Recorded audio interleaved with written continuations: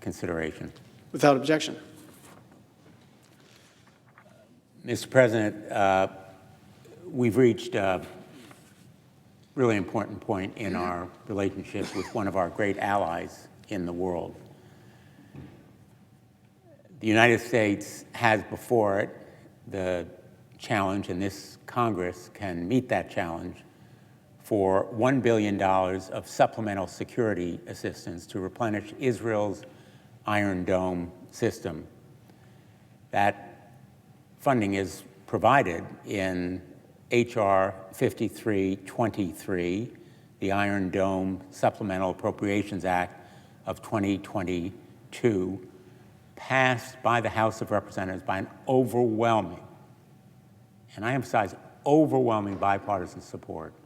I want to thank my Connecticut colleague, Rosa DeLauro of New Haven, for her leadership, and all of the members of the House of Representatives for their vision and courage in separating this measure and passing it, and we should do so now as quickly as possible. All of us know that the 2016 Memorandum of Understanding negotiated between Israel and the United States provides $500 million per year in security assistance for Israel's missile defense.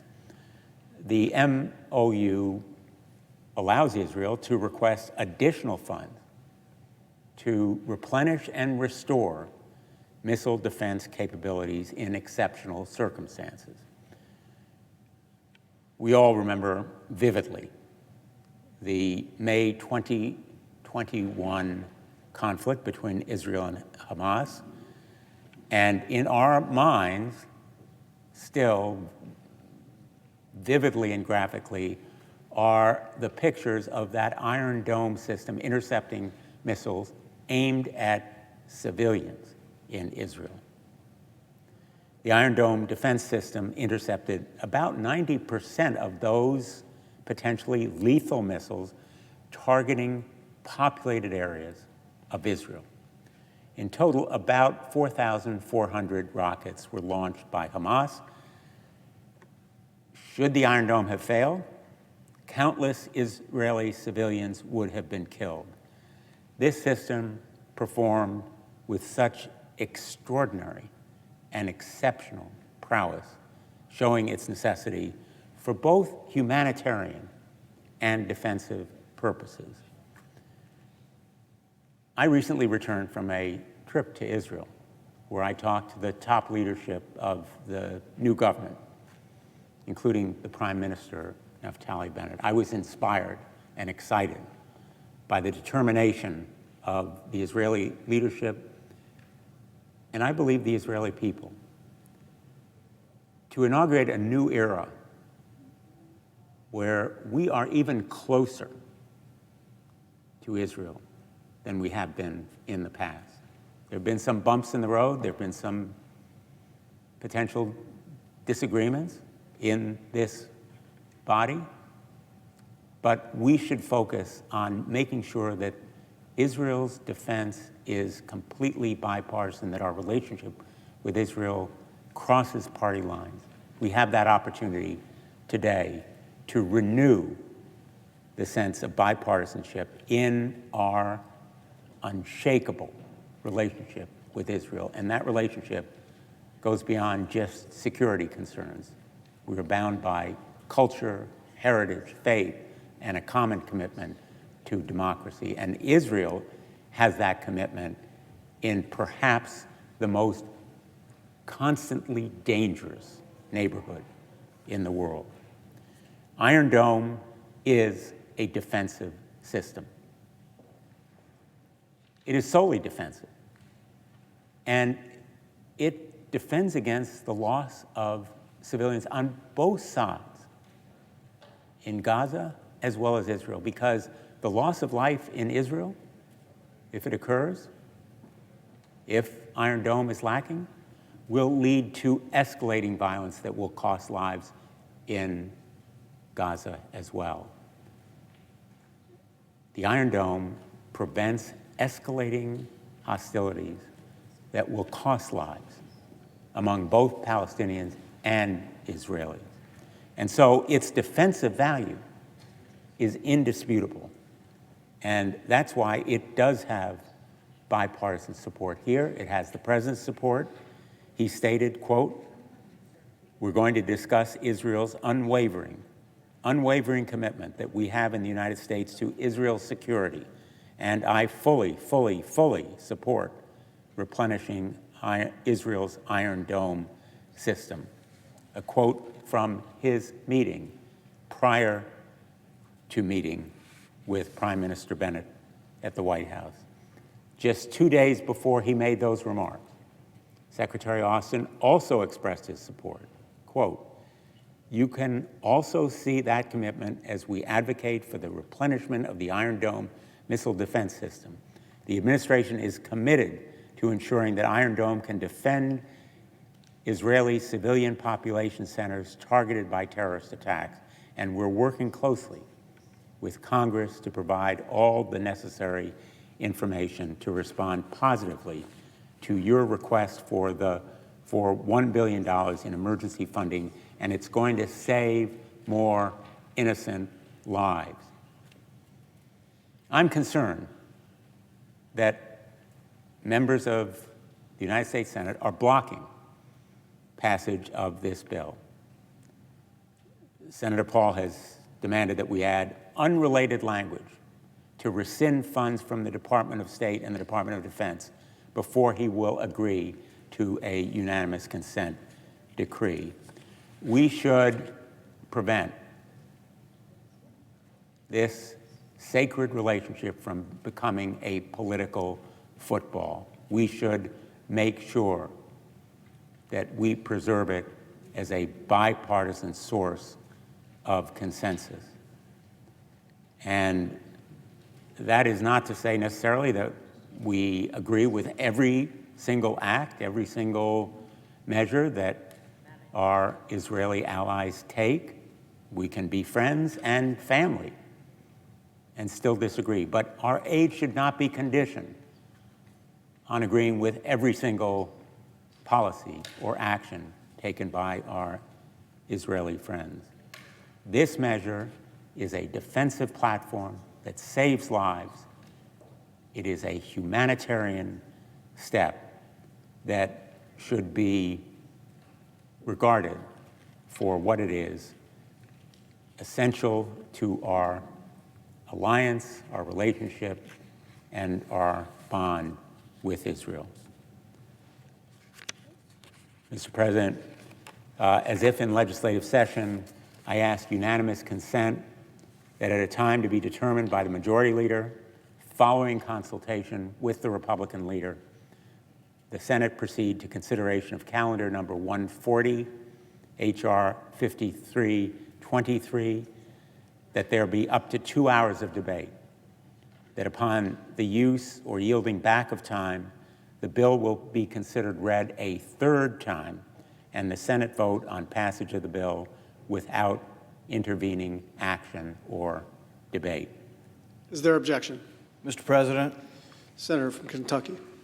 reserving the right to object, I agree with the senator from Connecticut that we should pass the proposal. In fact, I've offered a proposal to fund the Iron Dome with $1 billion, that it should be paid for, though. We're facing a $30 trillion debt. We borrow $2 million a minute.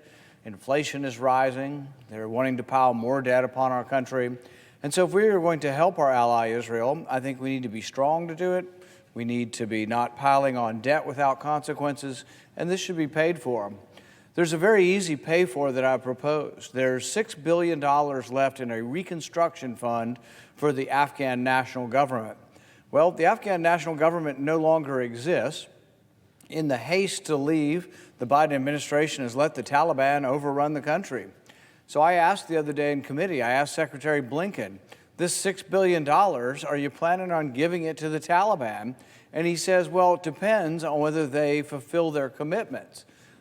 To me, sounds like a pretty big if, but if the Biden administration says that they fulfill their commitment and expectations, the understanding is the Biden administration is going to give $6 billion to the Taliban. So not only did they let them take $80 billion of equipment, not only did we leave in complete disarray, Democrats now want to say, oh, we got to keep this money because we got to give it to the Taliban.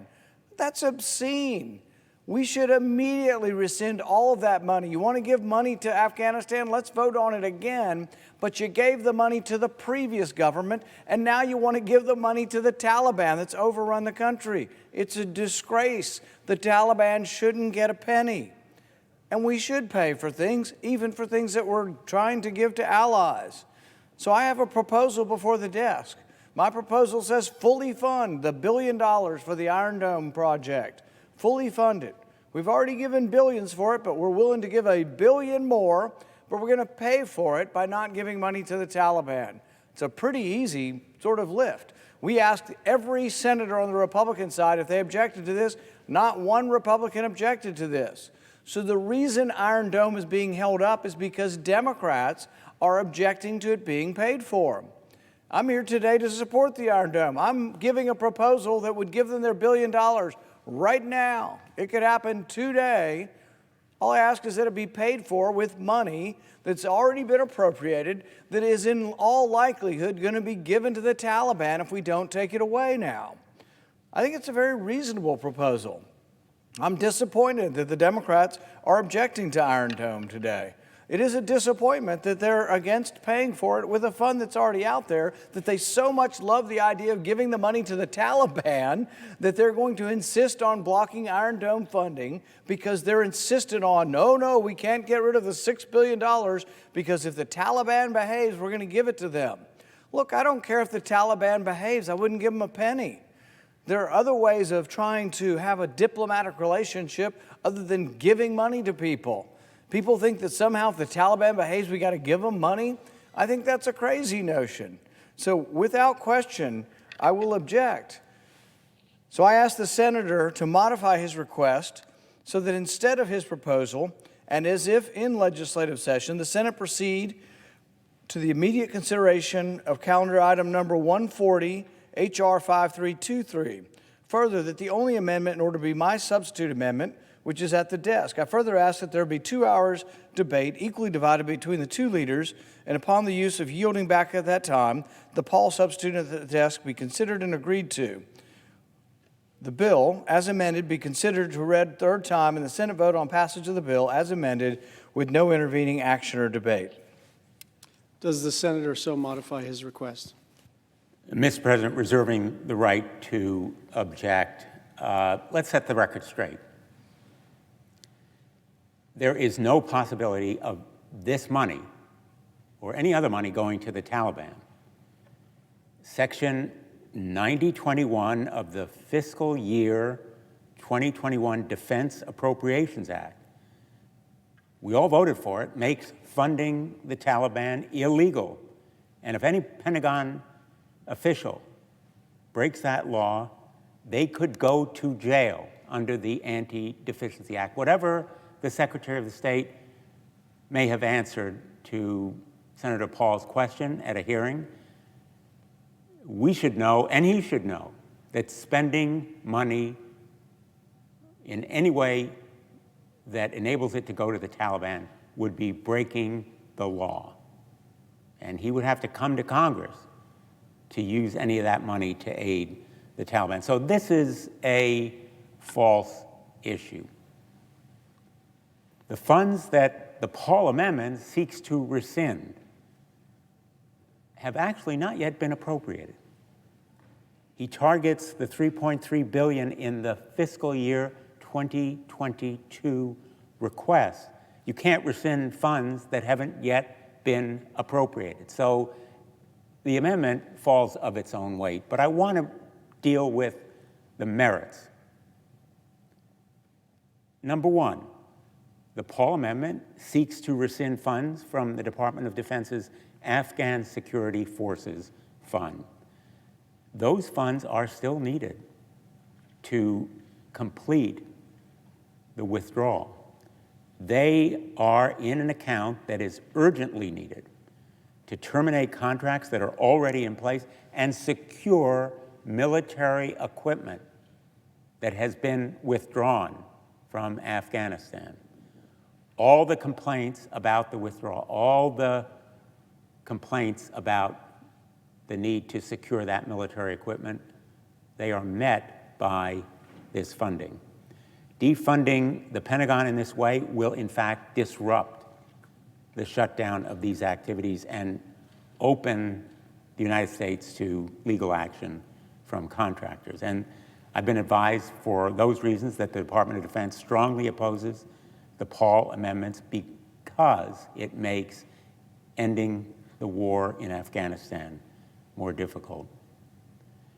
Let me just close by saying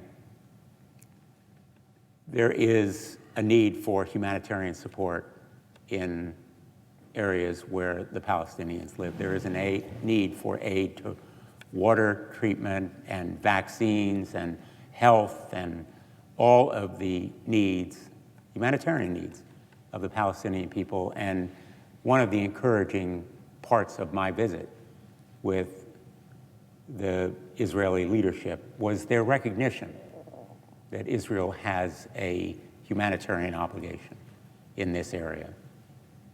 And they recognize as well that we may not always agree on every facet of our relationship, but this measure should be unconditional because it is defensive and it is humanitarian to support the Iron Dome.